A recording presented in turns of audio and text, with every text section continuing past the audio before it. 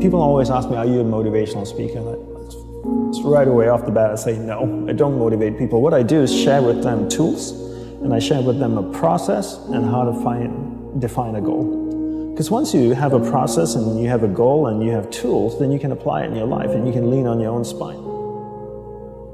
And a lot of people in my industry who do self-development and coaching don't do that, because it's not a good business model. A good business model is where you have somebody coming back to you again and you create recurring revenue, so you don't solve their problems and you inspire them because you know their inspiration will go after a few weeks and they'll come back and buy more. It's a drug. I don't want people coming back to me, I want them to solve their own problems. Figure out their life and use the tools in their life to create what they want. We're just born into this world and people say like, here, learn your nursery rhymes, learn your ABCs, 1, 2, 3s, go to school, learn geography, learn history, science, periodic table. Why? When are you ever going to use the periodic table again? But simple things of like basic life human skills, we never get taught.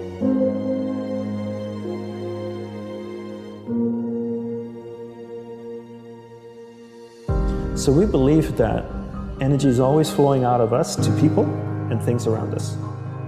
And one of the ways to get to enlightenment is to first stop the loss of energy. Then you harness that energy from going out of you, you withdraw it into you, you concentrate, and you channel that energy up your spine into your head to awaken higher states of consciousness. But in order to do that, you need to conserve as much energy as possible. The more people you have in your life, the more things you have in your life, the more energy you expand. Simplify your life. Everybody's so busy. Everybody's got a lot of things to do. We don't actually have a lot of things to do. Right. We like being distracted because then we don't have to think about ourselves. Yeah, and we don't have priorities in life. Most people don't have clear priorities in life. My goal is to simplify my life, simplify the number of people in my life, and simplify the number of things in my life. We only have a finite amount of energy each day. But every year, we have more people in our lives. Is that a fair statement? More Facebook friends, more people you're connected with, but your energy stays the same. So that's not a proportionate growth. If your energy is increasing every year proportionately with the number of things and people in your life, then we don't have to talk about this. But your energy level is the same. But the amount of people and things in your life are growing almost exponentially. So whereas that doesn't work.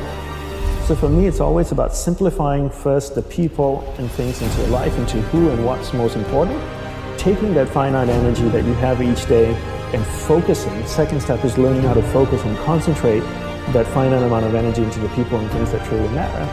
Now you start to create a lifestyle that you actually love because you're invested into people and things that matter, and the byproduct of that is happiness.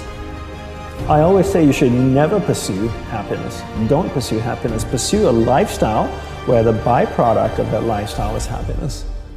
So happiness comes as a byproduct. I spend time with the people that I love. What is my byproduct? I'm happy. I spend time with people I don't like.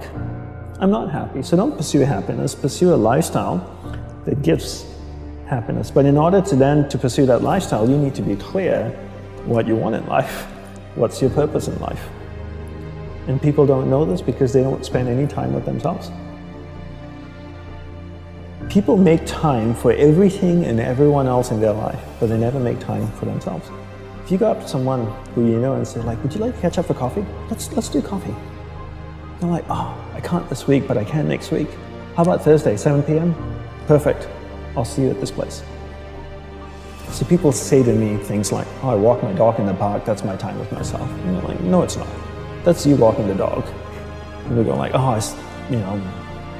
I go for a jog, that's my alone time. No, that's you jogging, avoiding traffic, watching where you're stepping so you don't trip and fall over. Spending time with yourself is sitting down, closing your eyes, not interacting with the outside world, and actually going inside and having that conversation. And people don't have that conversation, and because they don't have that conversation with themselves, they don't end up knowing what they want in life. Because they don't know what they want in life, they can't focus that finite amount of energy, and then they don't live a lifestyle that brings them happiness, and most people end up being unhappy.